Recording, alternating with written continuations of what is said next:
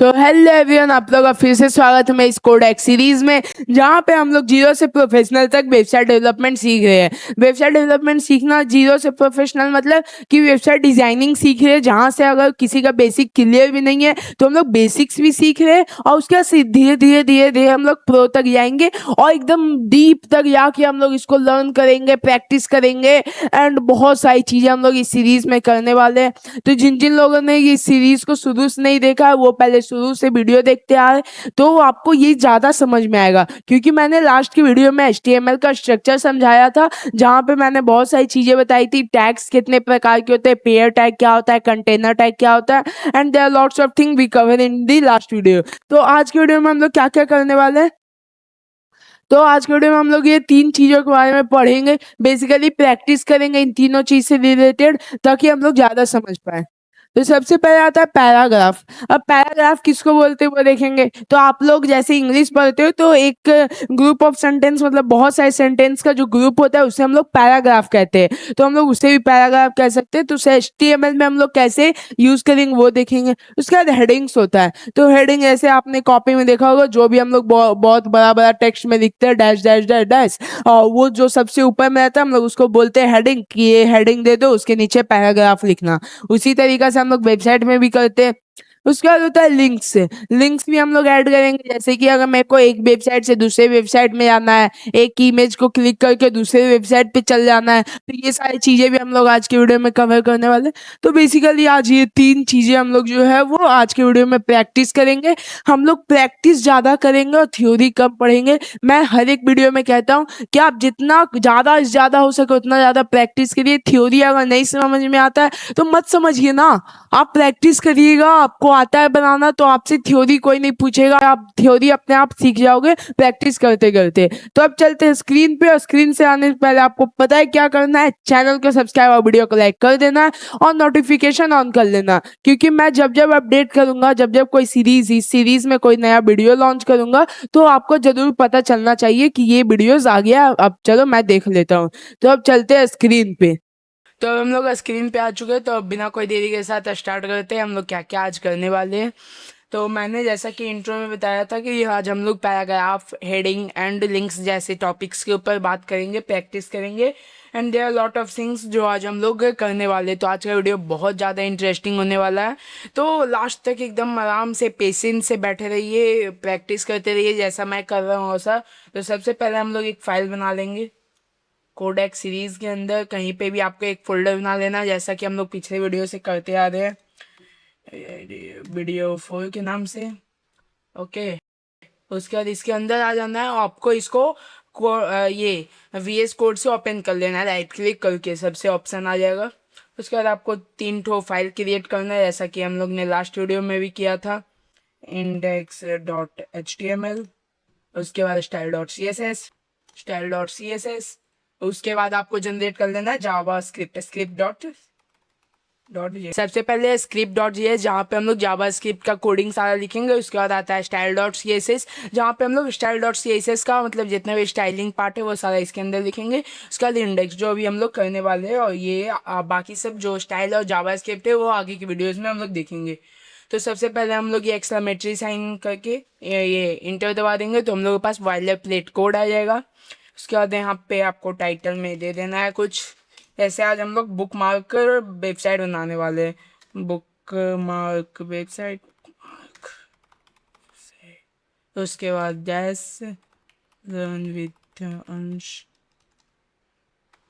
अंशवन, ठीक है। उसके बाद मैंने यहाँ पे टाइटल दे दिया, आज हम लोग बुक मार्क वेबसाइट बनाने वाले हैं। अब हम लोग बॉडी के अंदर H1 टाइप करेंगे। सो H1 बेसिकली एक टैग होता है जो हम लोग को हेडिंग को लिखने में मदद करता है। यहाँ पे सबसे पहले हम लोग का आ गया डॉक्टर HTML। उसके बाद HTML के अंदर एक एट्रीब्यूट आता है lang equals to EN। Lang equals to EN attribute है जो बताता है कि ये जो वेबसाइट है प्रॉपर इंग्लिश में बनी हुई है, ठीक है। उसके बाद हेड के अंदर सारा मेटा टैग साथ रहते हैं जो बैकएंड में काम करते हैं, जो गूगल को बताते हैं कि क्या SEO करना है, क्या टैग्स है, किस लिए वेबसाइट बना है, ये सारी चीज़ें। उसके बाद टाइटल, जैसा कि मैंने लास्ट वीडियो में समझाया था। उसके बाद बॉडी, जो मेन कंटेंट कंटेन करता है। उसके ऐसे H1 में मैं कुछ लिखता हूँ, this is a codex series ठीक है, जैसा कि मैंने ये लिखा उसके बाद मैं इसे रन करूँगा, इसे ओपन करूँगा ब्राउज़र में। ओके, तो मैं जैसे ही इसे एक्सटर्नल ब्राउज़र में ओपन करूँगा तो ये कुछ इस तरीके का आपके सामने आ जाएगा, this is a codex series. और ऐसे तो हम लोग के पास टोटल 6 टाइप्स के हेडिंग्स होते हैं, जैसा कि मैं बताऊँ यहाँ पे।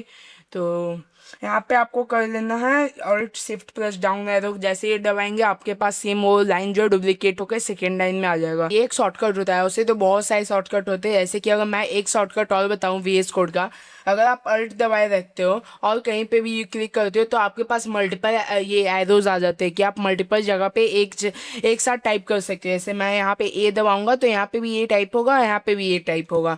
ये बहुत जगहों पे आपको मदद करता है। मैं ऐसा क्यों बता रहा हूँ, क्योंकि आगे जब आप सीखोगे, आगे जब आप बढ़ोगे कोडिंग में, तो आपको बहुत बड़ा बड़ा कोड लिखना पड़ता है। तो कुछ भी चेंजेस के लिए आपको एक एक करके, तो आप इसमें एक एक करके टाइप भी कर सकते हो। कोई सेम चीज़ चेंजेस करना है तो एक साथ आप कर सकते हो अल्ट दबा के।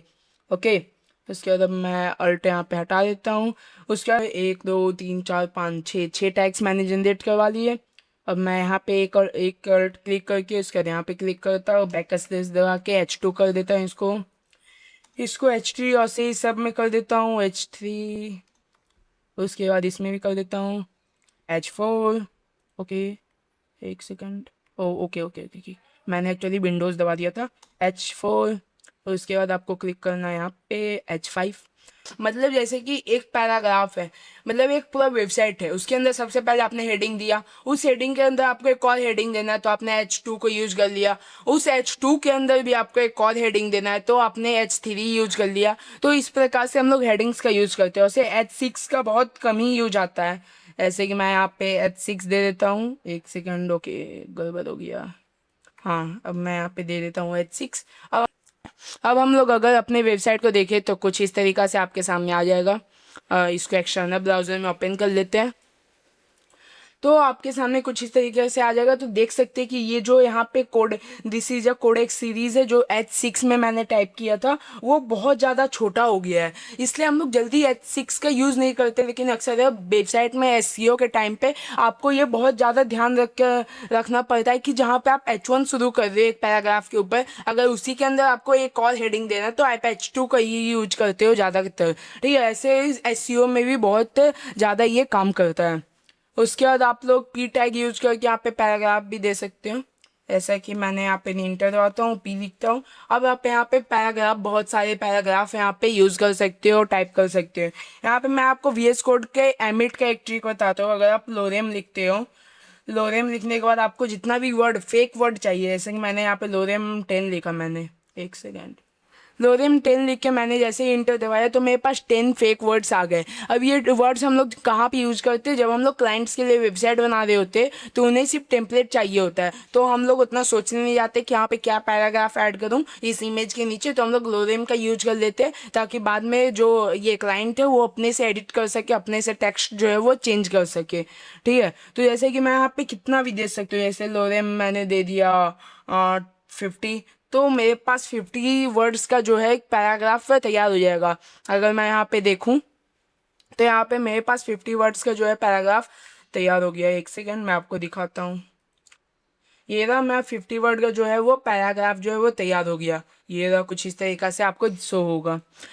तो यहाँ पे HTML में हो गया, हेडिंग हो गया, उसके बाद पैराग्राफ हो गया। अगर मैं यहाँ पे एट्रीब्यूट्स की बात करूँ तो यहाँ पे एट्रीब्यूट्स जो होता है वो एक एलिमेंट को डिज़ाइन या कुछ उसको सुंदर बनाने में, एक्सटर्नल उसमें कुछ ऐड करने में मदद करता है। अगर मैं यहाँ पे स्टाइल एट्रीब्यूट ऐड कर दूँ, बैकग्राउंड कर दूँ इसका थोड़ा सा लाइट कलर, तो अब मैं अगर यहाँ पे आके देखूँ तो यहाँ पे इसका जो बैकग्राउंड है वो चेंज हो गया। ऐसे हम लोग इसको इनलाइन CSS बोलते हैं। ये इनलाइन मतलब कि हम लोग जब HTML के अंदर ही CSS से लिखते हैं तो हम लोग इसको इनलाइन CSS बोलते हैं। और उससे आगे जाके हम लोग बहुत सारे एट्रीब्यूट पढ़ने वाले, जैसे क्लास हो गया, ID हो गया, there are lots of attributes हम लोग आगे जाके बहुत यूज करने वाले हैं। अगर मैं यहाँ पे स्टाइल और CSS में भी आके मैं ये इस चीज़ का यूज कर सकता हूँ, और से मैं स्टाइल डॉट CSS में भी आके इस चीज़ का यूज कर सकता हूँ अगर मैंने दोनों फाइल को लिंकिंग या लिंक कर लिया होगा तो। हो गया। अब मैं एक और वेबसाइट बनाता हूँ, एक और फाइल बनाता हूँ बुक मार्क, क्योंकि मैंने ये सारी चीज़ें तो समझाने के लिए कर दी थी, लेकिन अब हम लोग एक वेबसाइट बनाने वाले हैं, बुक मार्क वेबसाइट। bookmark.html करके एक फाइल बना लेना है। अब हम लोग इसके अंदर टाइप करना है, इसके अंदर कोडिंग करना शुरू करेंगे और अपना वेबसाइट बनाना शुरू करेंगे। तो सबसे पहले हम लोग बॉयलर प्लेट कोड ले लेते हैं। ओके, अब हम लोग अपना टाइटल दे देते हैं बुक मार्क।